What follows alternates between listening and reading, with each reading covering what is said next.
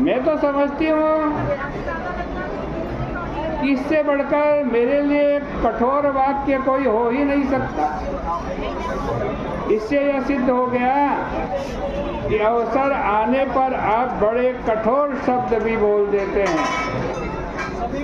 सुनने में चाहे वह लोगों को मधुर लगा हो, लेकिन मुझे तो बड़ा कठोर लगा। श्री सीता जी का अभिप्राय था कि आपने मुझे सुकुमारी कहा, वह तो ठीक है, लेकिन वन जाने योग्य नहीं कहा, ये ठीक नहीं है। क्योंकि अगर मैं सचमुच कोमल हृदय की होती, मैं कठोर न होती, तो आपने जिन कठोर शब्दों से मुझे वन जाने से रोका, उसको सुनकर तो मेरा हृदय विदीर्ण हो जाना चाहिए। पर ऐसा वचन कठोर सुन, प्रभु आपके ऐसे कठोर वचनों को सुनकर भी मैं जीवित हूँ, तो फिर मैं कोमल किस तरह से। लेकिन चलिए, इसमें भी एक लाभ है, क्योंकि इससे आपको यह तो पता चल गया कि सीता जी कष्ट सह सकती, इसलिए आप मुझे वन में ले चलिए। क्योंकि जब आपके शब्दों के आघात को मैं झेल सकती हूँ, तो उस आघात को भी झेलने में समर्थ हूँ। प्रभु वो वाक्य सुनकर निरुत्तर हो गए। अगला प्रश्न करते हुए प्रभु ने कहा, हे सीते, तुम्हें घर रहना चाहिए, सास ससुर की सेवा नहीं करोगी क्या?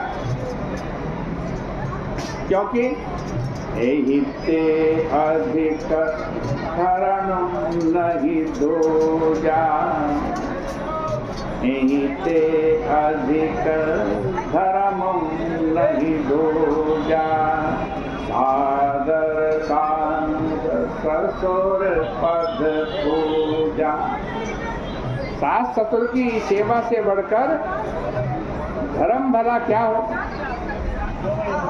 किंतु श्री सीता जी ने कहा, महाराज आप तो संसार को नई व्यवस्था देने आए हैं, लेकिन संसार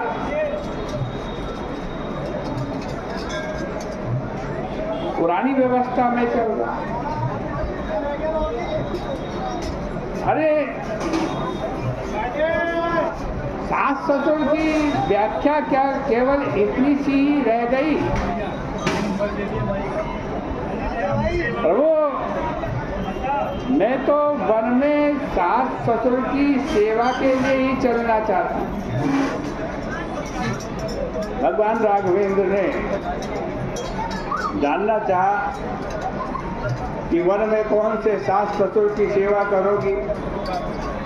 तो श्री सीता जी कहती हैं कि सास ससुर मुनि मुनिवर।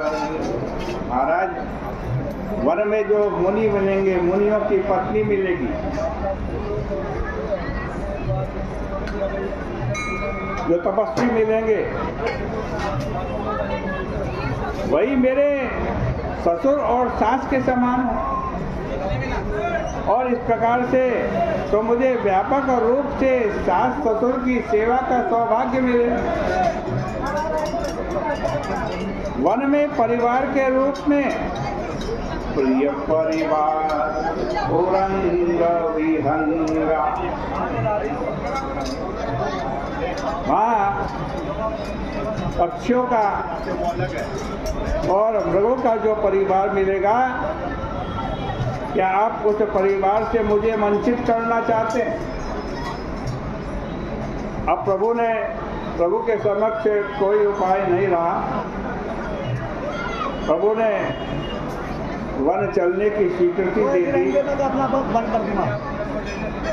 इस तरह से सुंदरता और सुकुमारता की एक नई परिभाषा भगवान राम और सीता जी के संदर्भ में हमारे सामने आती है। आज की चर्चा का यही विराम करते हैं। बोले गंगा मैया की जय।